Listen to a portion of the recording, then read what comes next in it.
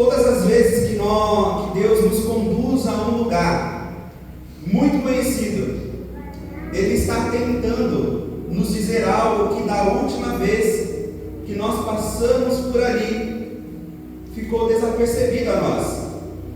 Mas, para este momento, é imprescindível e importante que nós venhamos nos atentar a tudo que o Senhor quer nos revelar, amém?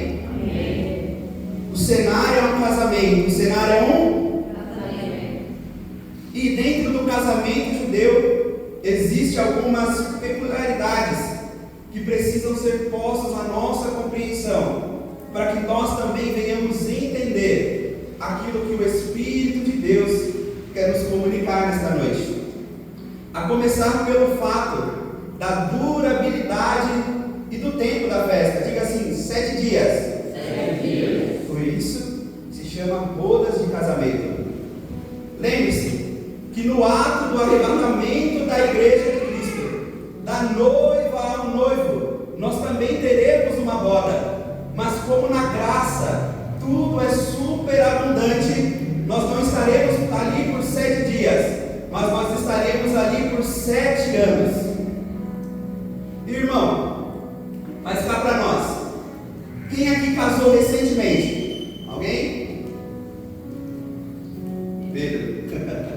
Glória a Deus. Convenhamos que casar é caro, né, Pedro? Mas agora imagine você casar e ainda proporcionar aos seus convidados 7 dias de festa. Misericórdia, né, irmãos? Mas há uma segunda peculiaridade acerca do casamento judaico. E qual é? É que naquele lugar existem 3 ambientes, diga assim, 3 ambientes distintos, para onde os convidados são alocados. Há um ambiente que era destinado, vamos dizer assim, ao foro privilegiado. Era um lugar que era destinado aos pais dos noivos, aos irmãos dos noivos, e invariavelmente ali também se encontrava o mestre de sala. Há um segundo lugar que ficava alocado os amigos do noivo, aqueles que eram mais chegados. Mas também há um terceiro lugar, aonde se ficavam as talhas da purificação. E o texto que lemos definitivamente vai nos mostrar que Jesus e Maria não estão no mesmo ambiente da festa. E isso fará muito mais sentido para nós já. Guarde essa informação, amém? Porque antes disso, como eu mencionei aqui, existe uma outra peculiaridade, que é o ambiente aonde as talhas da purificação estão. E as talhas da purificação são 6 ao total. Então nós temos 7 dias de festa, amém? Nós temos 3 ambientes e nós temos 6 talhas, uma para cada dia da festa, porque entendia-se que ao lavar as mãos e os pés com a talha do dia referido, era purificado os pecados que viessem a ser cometidos ou então tivessem sido cometidos naquele dia. Porém, no 7º dia era um dia santificado, era um dia purificado, então não carecia de se lavar das mãos e dos pés. Mas agora voltemos para Maria. Perceba que Maria e Jesus, eles não estão frequentando o mesmo ambiente da festa. Aliás, definitivamente, Maria e Jesus não ocupam o mesmo grau de relacionamento com o noivo e a noiva. Se nós observarmos o texto, nós vamos ver assim: Maria fora convidada e Jesus também. Levando Maria, você leva Jesus, e levando Jesus, você leva mais 12 consigo. Típico de crente, né, irmãos? Então, Jesus e Maria não estão no mesmo ambiente, porque no ambiente aonde a Maria está, o vinho já é ausente, e no ambiente ambiente aonde Jesus está, essa informação ainda precisa ser trazida. Diga assim: as talhas ficavam no ambiente da saída da festa. E é justamente aonde as talhas estão que Jesus está, logo no mais afastado, logo no mais esquecido, logo no mais preterido lugar daquela festividade. E como isso chama a minha atenção, irmãos?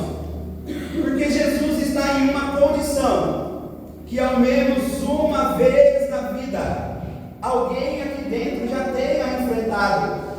É você estar em um ambiente aonde você não é muito privilegiado. É você estar em um ambiente aonde você se tem a nítida impressão que você não é muito bem-vindo ali. Alguém aqui já passou por isso?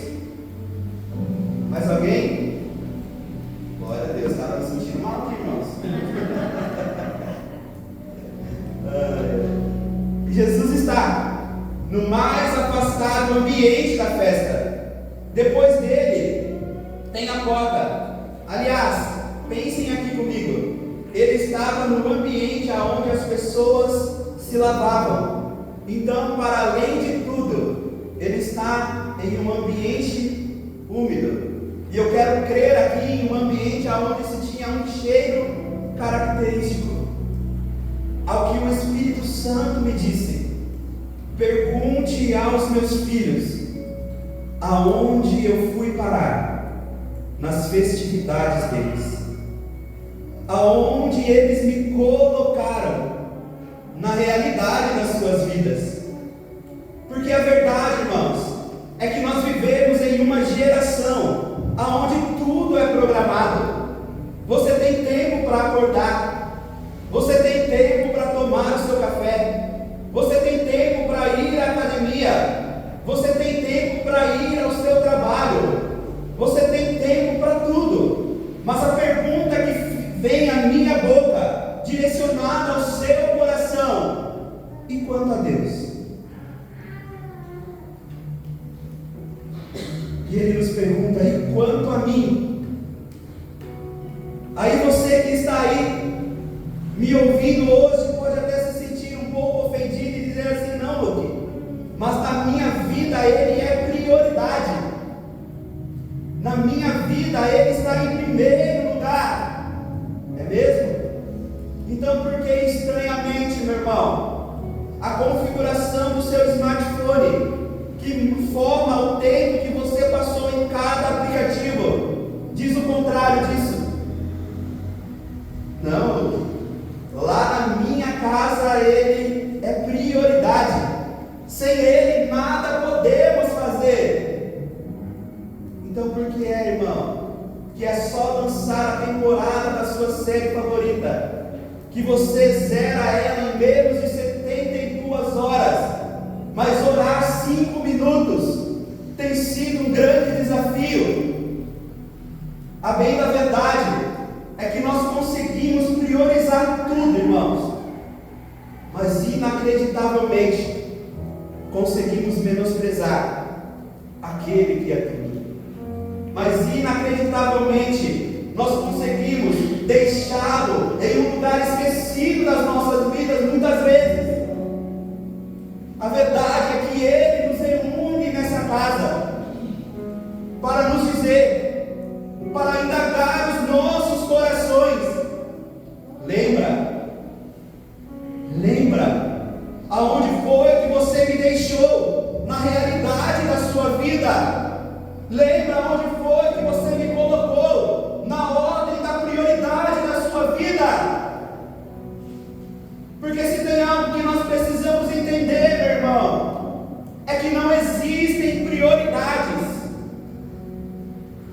Porque se tiver mais do que uma, deixou de ser prioridade. Qual é a sua prioridade, meu?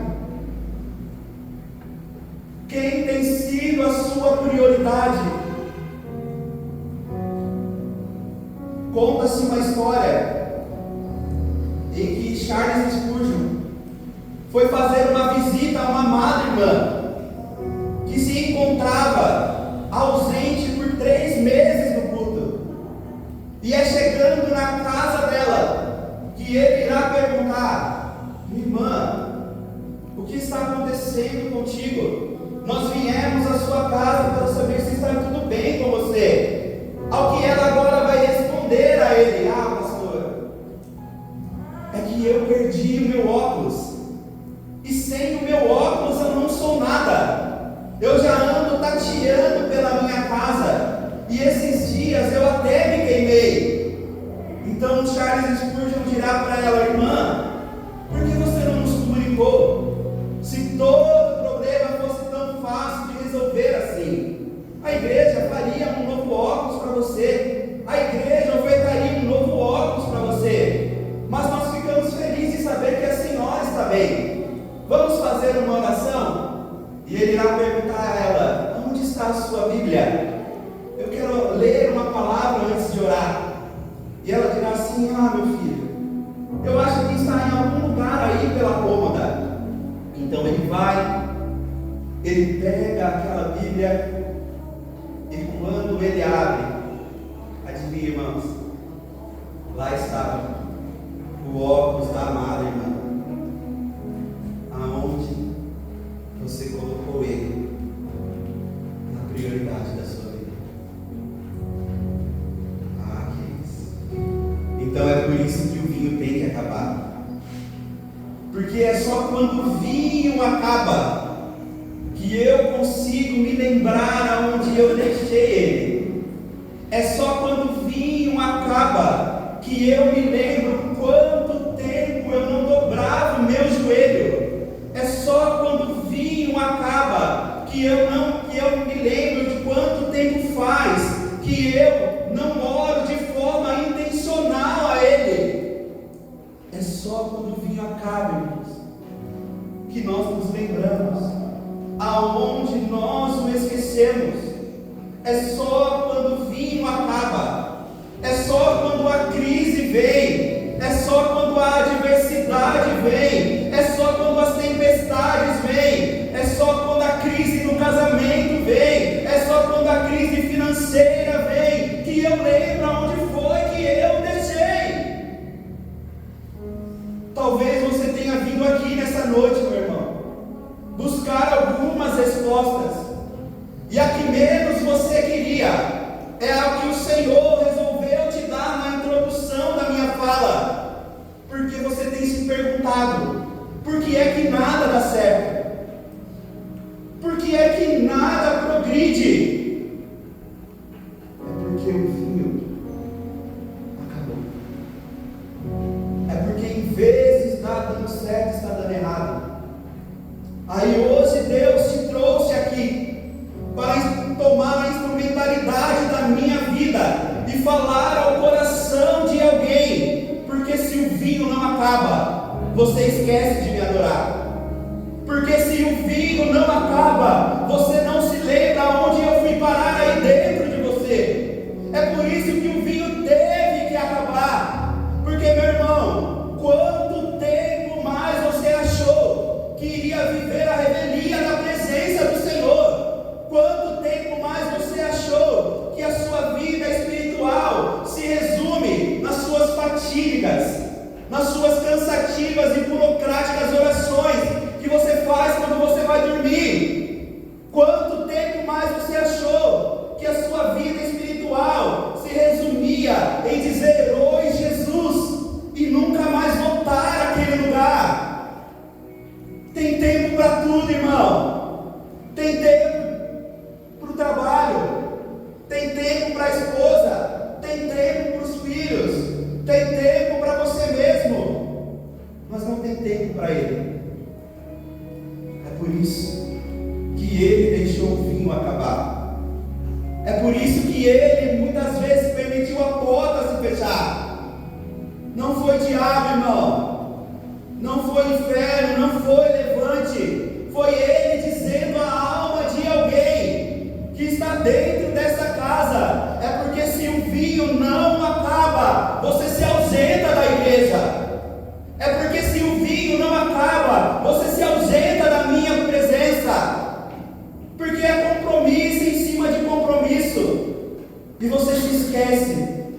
que ainda tem culto na MFA Barra Velha, que você se esquece de se lançar na presença do Senhor, aí o vinho acaba, aí a saúde vai embora, aí as finanças começam a se esvair, é a porta que se fecha, é a enfermidade que vem. E agora olha você aqui, irmão, nesse culto, e Ele está dizendo aos nossos corações: o vinho tinha que acabar. O vinho tinha que acabar. Com muito zelo e temor no seu coração, diga a alguém: o vinho tinha que acabar. Porque é quando o vinho acaba que eu digo, é quando o vinho acaba que eu me lembro aonde foi que eu deixei. É só quando o vinho acaba, meu irmão, que o crente volta a orar de madrugada. É só quando o vinho acaba que o crente volta a levantar as suas mãos. É só quando o vinho acaba que o crente volta a abrir a palavra para ver se ele fala contigo. O vinho teve que acabar para você se lembrar aonde foi que você o deixou. Irmãos, Jesus está no pior, no mais afastado lugar da festa. E a verdade é que se nós estivéssemos no lugar onde Jesus está, estando em um casamento, você já teria ido embora faz tempo, sim ou não? A bem da verdade é que se Deus te tratasse da forma que você trata a presença dele, sendo Deus, você já teria desistido de você há muito tempo. Mas sabe o que me impressiona? Sabe o que me encanta? É que mesmo Jesus estando no mais esquecido lugar, é que mesmo Jesus estando no lugar menos privilegiado, ele ainda está do lado de dentro. É que mesmo ele estando no lugar mais remoto da sua vida, ele ainda está ao alcance de um clamor, ele ainda se encontra ao alcance de um levantar de mãos, ele ainda se encontra ao alcance de uma adoração. A verdade, irmãos, é que se nós estivéssemos no lugar dele, se relacionando conosco mesmo, nós já teríamos aberto a mão de nós mesmos, sim ou não? Não jejua, não ora, não lê a palavra, não se preserva, não se guarda, não faz nada. Mas ainda bem, irmãos, ainda bem que nós não somos Ele. Ainda bem que Ele não nos ama como nós o amamos. Ainda bem que Ele não nos trata como nós o tratamos. Porque apesar de mim, Ele em mim tem manifestado misericórdia e graça. É porque apesar de mim, Ele a mim tem estado ao passo de uma oração. Ele em mim tem estado ao passo de um levantar de mão, de um clamor, de um joelho dobrado, de um coração quebrantado na sua presença.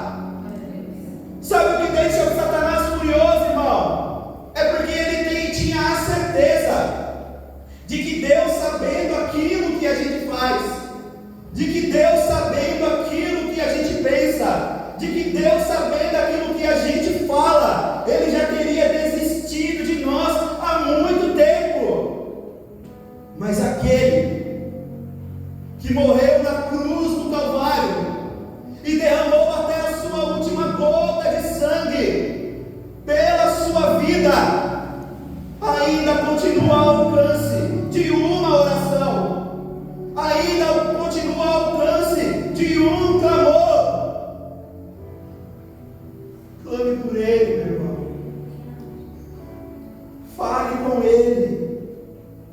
O diabo estava tentando te convencer que para você não tinha mais jeito. O diabo estava tentando te convencer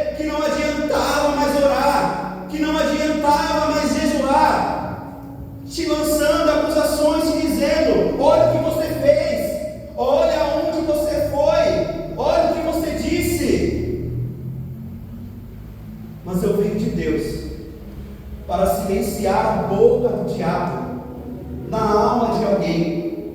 Eu venho da parte de Deus para silenciar a boca do diabo dentro da alma de alguém e te dizer: clama que ele te escuta, ora que ele te ouve. Ou será que você não leu, meu irmão, que os ouvidos dele estão atentos para a oração que se faz nesse lugar?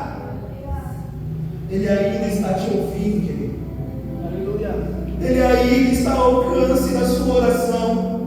Ele ainda se encontra ao alcance do teu clamor. Você consegue chamar por ele nesta noite? Você consegue falar com ele nesta noite? Porque ele está nesse lugar, meu irmão. E ele te trouxe nesta casa para transformar a realidade da sua vida. Talvez você tenha entrado aqui triste, sobrecarregado. Talvez você tenha entrado aqui deprimido, mas em nome de Jesus Cristo, você sairá deste lugar saltando de alegria. Em nome de Jesus, você sairá daqui com gozo e regozijo do Espírito Santo sobre a sua vida. Eles não têm mais vinho.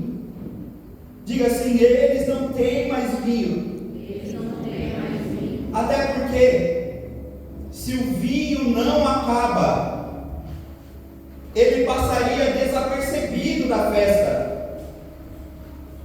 E é a ausência do vinho, é a falta do vinho, que faz com que ele tenha que se manifestar. Você quer saber por que tudo isso está sobrevindo à sua vida? Sim ou não? Sim. Para provocar a manifestação dele. Aí mesmo, irmão, nessa dificuldade que você tem enfrentado, nessa adversidade que você tem passado, tudo isso só está servindo para que ele venha se manifestar e se mostrar forte e poderoso sobre a sua vida. Essa situação só está fazendo com que ele se levante naquela casa, com que ele se levante naquele casamento, com que ele se levante sobre a sua família e manifeste a autoridade divina para repreender todo o mal. Porque, irmãos, quando a ausência chega, ele chega também. Quando a falta chega, ele chega também. Eles não têm mais vinho. E a resposta de Jesus a Maria é algo que me constrange um pouco, porque ele irá dizer assim: que tenho eu contigo. E convenhamos, irmãos, se Maria fosse aquela mãe raiz, na hora o tamanho que ia voar, assim ou não? E eu demorei um pouco para compreender do que se tratava essa fala de Jesus. Quando eu percebi que não era um filho falando com a sua mãe, mas era um Senhor falando com a sua serva: que tenho eu contigo. Ainda não é chegada a minha hora. Diga assim: ainda. Se você soubesse o poder do ainda, irmãos.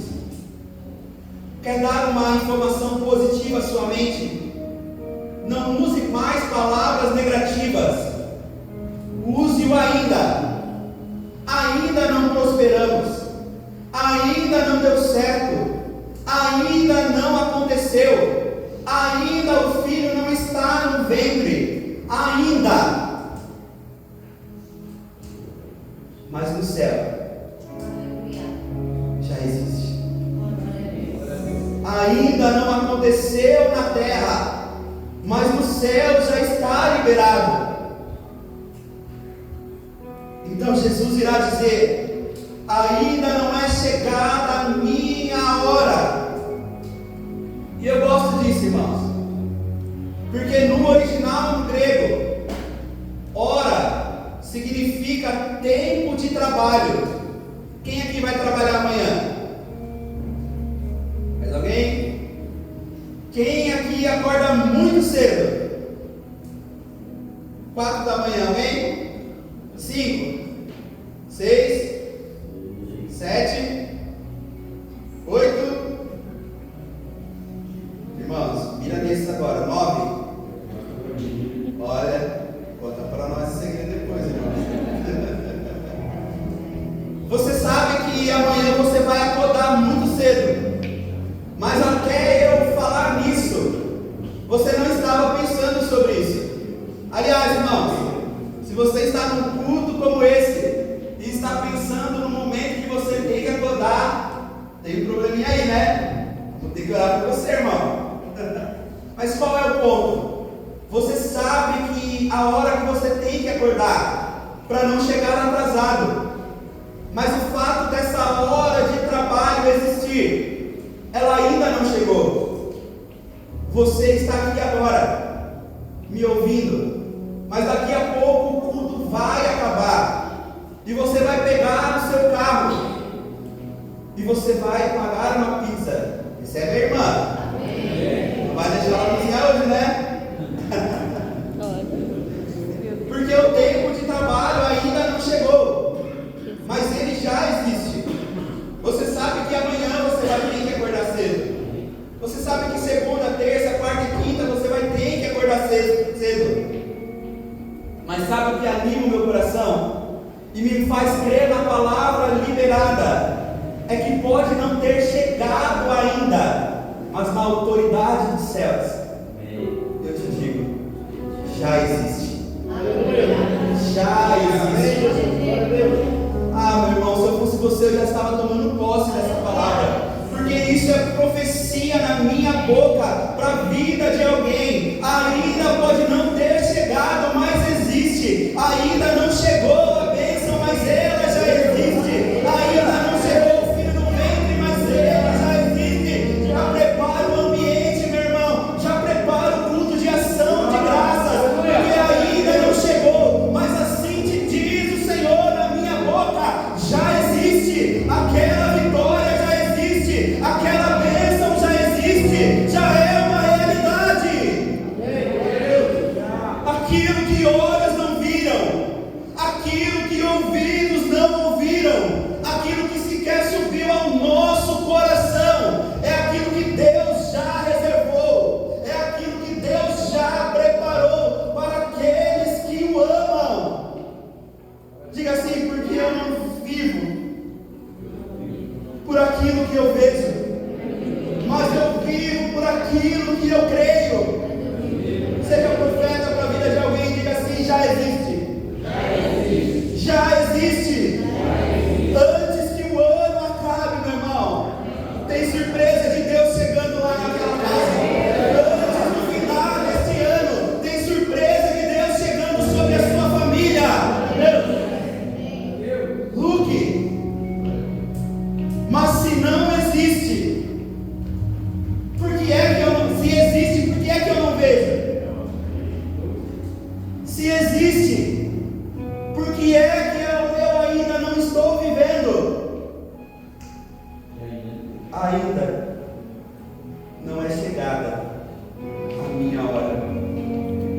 Eu sei, irmão, da responsabilidade que eu carrego com a sua vida nesse momento, mas ele vem à nossa vida para nos dizer: já existe, mas ainda não é chegado o tempo. A convicção do crente